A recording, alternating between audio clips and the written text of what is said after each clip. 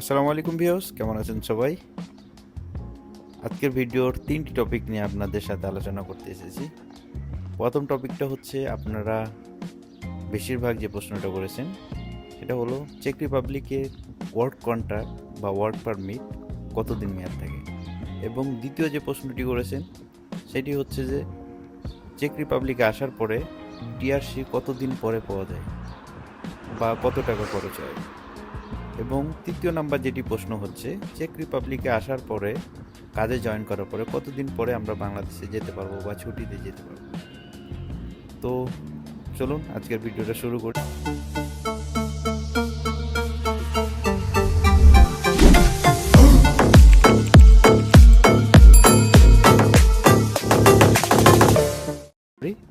এবং আমি প্রথমত আপনাদেরকে বলবো আপনারা অবশ্যই চেক রিপাবলিক সম্বন্ধে বা ইউরোপের ইনফরমেশন নিতে হলে অবশ্যই চ্যানেলটি সাবস্ক্রাইব করবেন এবং অবশ্যই কমেন্ট করবেন, এবং আপনাদের যদি অতিরিক্ত প্রশ্ন থাকে সেক্ষেত্রে আমার ইনবক্সে মেসেজ করতে পারেন বা কমেন্ট বক্সে জানিয়ে দিতে পারেন।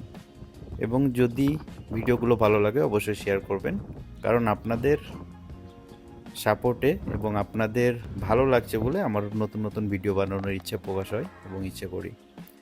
তো আর কথা না বাড়িয়ে আপনাদের সাথে শুরু করি আজকের ভিডিওটি। তো আমি কিন্তু থাকি একটি গ্রামে, পিলজেন শহরের থেকে 8 কিলোমিটার দূরে আর কি। তো গ্রামে থাকতে ভালো লাগে এবং দেখতে পাচ্ছেন গ্রামে একদম নিরিবিলি পরিবেশ এবং মানুষজন হাঁটা চলাফেরা একদম মানে হচ্ছে যে নিডিল ক্লিন। তো যাই হোক, যার যেখানে ভালো লাগে সে সেখানে থাকবে, সেটা ডাজেন্ট ম্যাটার। এখন যেটা বিষয় হচ্ছে যে আপনাদের ফার্স্ট প্রশ্নের উত্তরটা আমি বলে দিই। চেক রিপাবলিকের ওয়ার্ক কন্ট্রাক্ট মানে যেটা আপনারা ওয়ার্ক পারমিট বলেন, আমরা বলি ওয়ার্ক কন্ট্রাক্ট।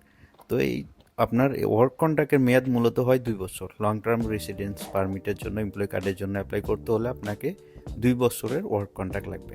হ্যাঁ, তো 2 বছরের যদি ওয়ার্ক কন্ট্রাক্ট হয় সেক্ষেত্রে আপনার এখানে ভ্যাকেন্সি নাম্বারটা হলো মূল, ঠিক আছে? আপনাকে যে কোম্পানি থেকে ভ্যাকেন্সি দিয়েছে সে ভ্যাকেন্সি নাম্বারটা হচ্ছে যে মূলত ইম্পর্টেন্ট বেশি, আপনার সেই ভ্যাকেন্সি নাম্বারটা খালি আছে কিনা। হ্যাঁ, এখন যে কোনো ভ্যাকেন্সি নাম্বার লাগিয়ে দিলে তো হলো না, অনেকগুলো ভ্যাকেন্সি নাম্বার থাকে যেগুলো ফুল হয়ে যায়। সেক্ষেত্রে আপনাদেরকে অবশ্যই যাচাই বাছাই করতে হবে যে আসলে ভ্যাকেন্সি নাম্বার খালি আছে কিনা।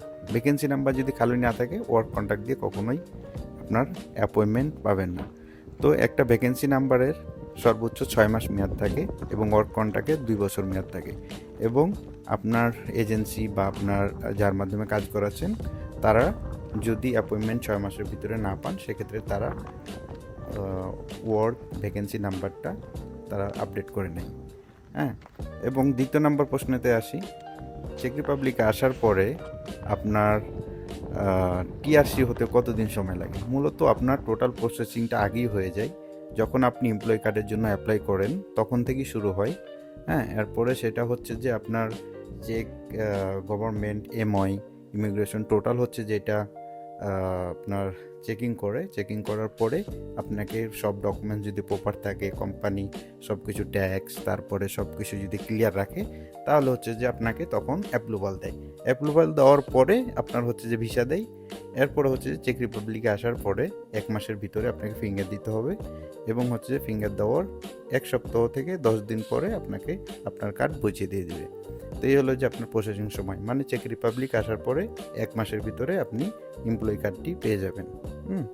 এখন তৃতীয় নাম্বার প্রশ্ন সেটা হচ্ছে যে আপনার চেক রিপাবলিকে আসার পরে কার্ডও পেলেন, ভিসাও পেলেন, এখন হলো যে দেশে যাওয়ার পালা, মানে আপনি ছুটি নিতে চান বা দেশে ঘুরতে যেতে চান, সেক্ষেত্রে কতদিন পরে যেতে পারবেন? আপনি কাজে জয়েন করার পরে মিনিমাম 2 মাস পরে আপনি কোম্পানিতে অ্যাপ্লাই করতে পারেন আপনার ইচ্ছা অনুযায়ী। আপনি তাতে 6 মাস পরে যাবেন, 1 বছর পরে যাবেন, দ্যাট ডাজন্ট ম্যাটার।